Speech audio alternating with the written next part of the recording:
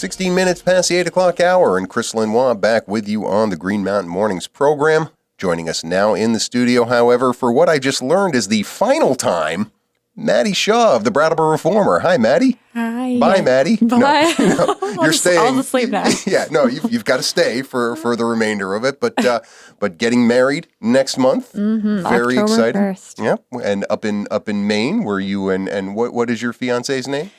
His name is Nathan. See, he's going to be happy that you said his name on the air. I know. He always tells me to give him a shout out. I never do. Well, we got it in just under Nathan the bell Williams. here. Just under the bell. And then the two of you are relocating to more southerly climes. I'm going to be a Bama girl. Going to be a Bama girl. Don't say it.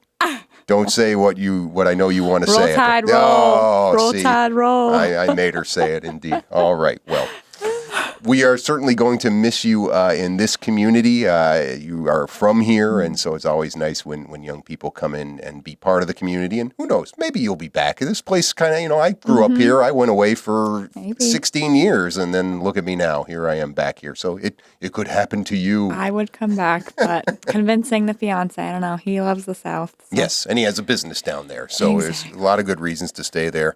But certainly have enjoyed our visits with you here on the program as you've been a reporter at the Reformer, talking about a lot of different stories. You were writing on Friday, well, I guess you wrote it for Friday's paper, about the select board meeting in Newfane last week. And a little bit different than your average, well, maybe it's not different than your average Newfane select board meeting. I have no idea how raucous these things get from time to time, but it sounds like last week's was raucous. And this goes back to the bond vote back at the beginning of August, the $950,000 bond vote, because it was voted down. They wanted to build new town offices. The voters said no. But there was an anonymous note circulated where the writer of this note was trying to convince people that they should support this $950,000 bond. Turned out that the writer of this note was none other than the town clerk. I don't remember her name, but yes. Gloria Cristelli. Thank you. You're welcome. So talk about what went down at the select board meeting after this, because this was the first official meeting after that was revealed. Right. A lot of people didn't know where the letter came from. There were statements in it about the select board, so people were having these assumptions that the select board wrote it. Yeah, it was signed like Friends of Newfane or something very innocuous like that. There was no concerned citizen of Newfane. Yeah, there you go. Yeah, and when I was looking at the meeting, it seemed just like a lot of people came to speak out about this. So things like that was the only reason. Well, that was the main reason a lot of people were there in the room, because pretty much everyone that was there spoke about that issue during the public comments section. I mean, people were just like frustrated, and they said, "Is there what can we do about this?" They were frustrated with the town clerk, like, this is a conflict of interest. Someone, like, one of the first quotes I mentioned, "I'm not comfortable with this person like doing this." And there's also a petition for a revote that's sitting on Gloria's desk, I believe, from what people said at the meeting, and they felt uncomfortable about that, like being asked by the town clerk to do a revote. Now, Gloria, for her part, is saying she did nothing wrong. Was she at the meeting and defending herself? I've seen comments in the press, but she wasn't there at the select board meeting. I did not see her at the meeting. Right. Basically, she's saying she did it as a private citizen, right? Right. No, that is what she has argued, is that, yes, I did this as a private citizen, but the question that the chairman brought up was, okay, well, if she's doing this as a private citizen, why would she come in here and stuff the envelopes? We can't just come in the office and use it whenever. After hours, it's closed. Like, whatever we do as a private citizen, you cannot involve the town office with that. So that was his counter argument. Right. Like, if you're doing it as a private citizen, why is this happening? So I think that they said the follow-up is to write like a policy for all of the town employees. Yeah. One of the members of the select board at the meeting said that she had already spoken to Secretary of State Condos about this, and it kind of falls into a gray area, I guess. Was that piece of information, it wasn't clear to me in your article, if she shared that information about talking to Secretary of State Condos before or after people were making their comments about Gloria Cristelli? I mean, did she let the public kind of have their say and then drop that? Well, we already know the answer to this. Or did she say that and then people still had their say? People were asking Right. what it was had been discussed for, I don't know, 20 minutes maybe at that point. And then people were asking what's the next step. And she said, well, I've already talked to Jim Condos about it, Secretary of State, and this is what he said, gray area, and that you need to make a policy. I forget what exactly that policy is, but for all town employees, kind of further than just conflict of interest.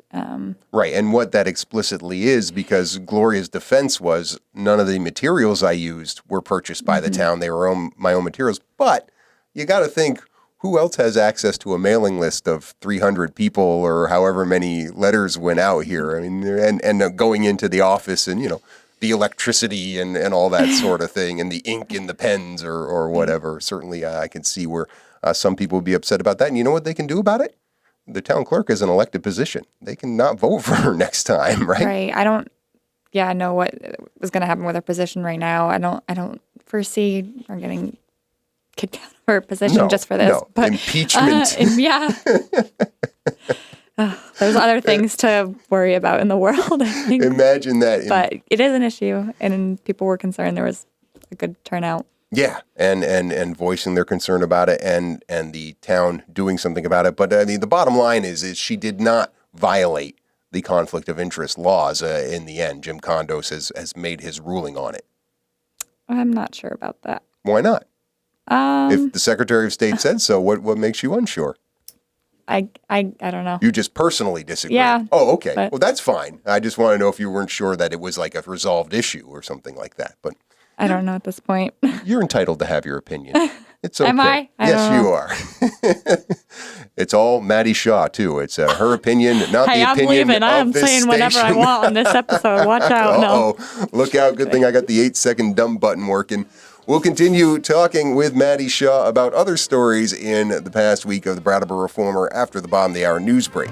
54 degrees outside at 20 minutes before the 9 o'clock hour. Chris Lenois continuing my conversation now with Maddi Shaw of the Brattleboro Reformer for at least a couple more weeks of the Brattleboro Reformer here in our community, but moving south after she gets married here. Which part of the reporting at the Reformer are you? We were just talking off air about how you're going to miss this job. You went to school at University of Maine for reporting, so you come right out of college and you basically get the job you want, which is working for a daily newspaper. Great training for whatever you want to do. Being able to write copy on tight deadlines is really a great skill.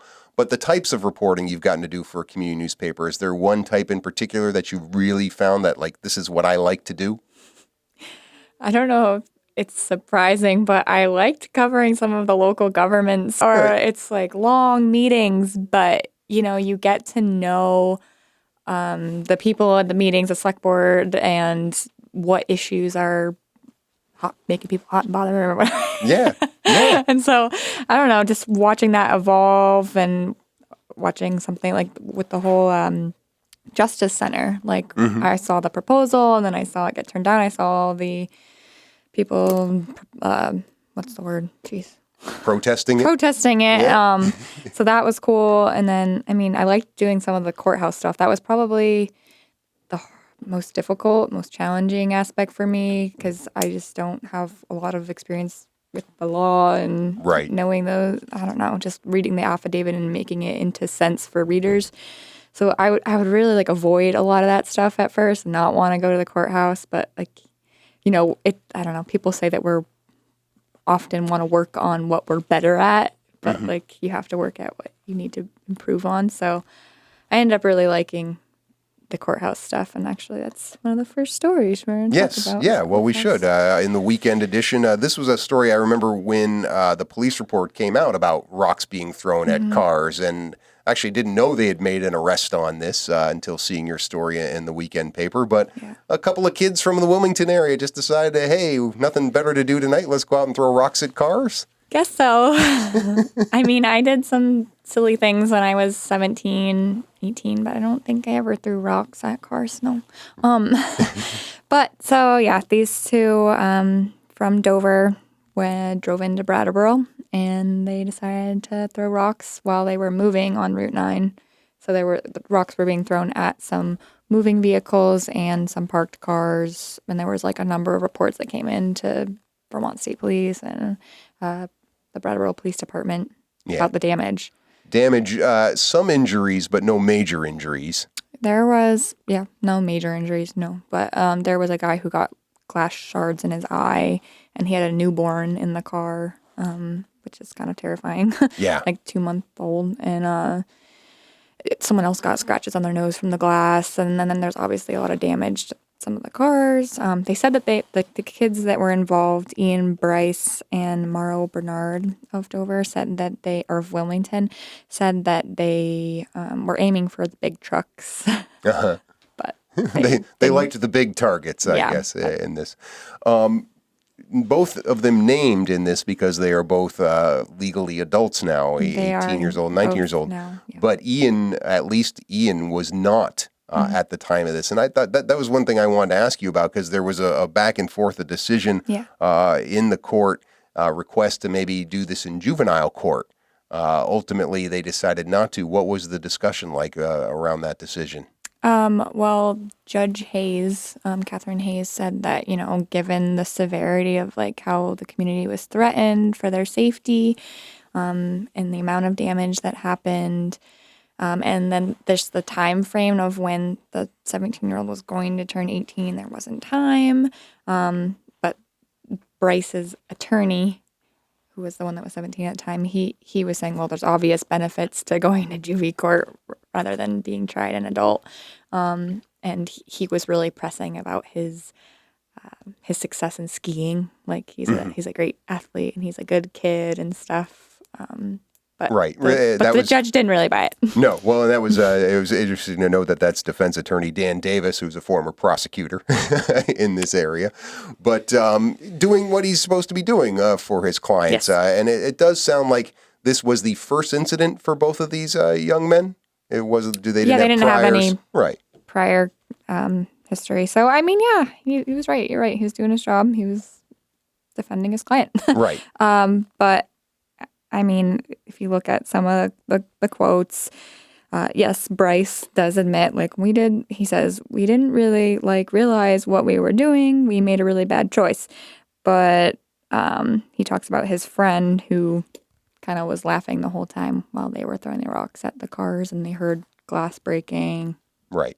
Not considering the consequences of what that would be doing to somebody in a moving vehicle or coming out to their vehicle if it's parked and seeing it shattered. Those are certainly things. Ultimately, Judge Hayes, it sounds like she didn't make a final decision, but it sounds like this is going to be remanded to possibly family court, which is a win in a sense for Dan Davis. So what do you think the decision, why do you think Judge Hayes would be okay with that with these two? I don't know. I don't know. I did try to reach out to Ashley Harriman, who's on the state side of this case. She wasn't able to get back to me until tomorrow. So I said, hey, I'm pushing the article. So I don't know, but I'm interested in learning what is that difference really when it goes to family court as opposed to adult or juvenile. So we'll find out. And I don't think it's necessarily been moved to family court yet. I think she just proposed that it could be. Right. So yes, they were charged with several things of reckless endangerment and I forget what else. But right. But a further decision still forthcoming on that. So stay tuned for another article from Maddi on that. Something that I know is personal to you, and we were just talking about this off air as well, but your work on behalf of your brother on raising awareness about CDLS, helping people with disabilities is something that is really, really important to you. This article that you wrote about Lynda Lyon and Everett Wilson and their effort to raise service dogs for people had to be a real special assignment for you. That was cool. Yeah. Well, at first I was like, what is the local part of this? Because the story was about a dog that was raised here locally, but it was given to a boy from New York. And at first I just heard the New York part. But, I was like, okay, this is about a boy with disabilities getting a service dog, which is very cool. And the people, this local woman, what's her first name? Lynda. She man, am I 23? I'm the one with the notes in front of me here. you do try and do this without a net. I give you credit for that. Yeah. So Lynda, she has been doing this for 10 years, and, she doesn't get paid to do it. She pays for the food and the vaccines and all that. Yes, she gets to take it off her taxes, whatever. But it's so incredible. And she said that like almost every time that after a year of raising it, a year and a half raising the dog, when she gives it to the person that is differently abled, it's like heartwarming, and like there's sometimes tears and hugs, and well, so that's sweet. And this is in the Thursday edition, right on the front page if people want to find it. But how many different service dogs has Lynda and Everett had go through them right now? She said this was their 10th, I believe. 10th. Yeah. Fantastic. I mean, that's great stuff. And it's got to be hard for people who do that. I know, actually, I had my aunt and uncle had a dog that they were training as a service dog. And it was really hard for them to give the dog away at the end. Right. She said that was the hardest part. I have no doubt about it. We do have a caller on the line here. Let's see. Nope. I guess they didn't want to talk to us. They maybe wrong number there. So I thought we had to evacuate the building for a second. That light went. Oh no, that's just the phone line there. 254-5286 if that person wants to call back, or anybody else wants to comment on something that we're talking about with Maddi. Closing with, since you're retiring as a reporter from the Reformer, we should talk about the Friday story you wrote about Penny. Is it Carnevale? Is that how she says her name? I don't know how she says it. It should be how she says her name. I don't know how she does, but Carnevale, doesn't that just sounds like fun? It rolls off the tongue, yeah. Retiring from Pine Heights after 21 years there. Talk a little bit about what you learned about Penny doing this. It was so sweet, she knew almost like all of the clients in that room, all the people at the nursing home, and just she was very charismatic and had like a way about her that she, almost like an iguana, could kind of transform in the way that she talked to everybody, and everyone just loved her and reached out to her, and she's patient, and she mentioned that in her work that over the almost 21 years she's had to be very patient. And one of her coworkers that worked alongside her for 18 years said, there was this one guy who just was never satisfied. His coffee was always just cold. It just wasn't right. But Penny was like very diligent in making sure she brought him his coffee, and even if she had to do it more than once, and met him where he was at, which was, that was cool. And it was cool. The residents presented her with flowers and a gift certificate to Peter Havens. One of the guy mentioned in the article, one of the residents, he says, yeah, if you don't have a date, I'll go. Oh, all right.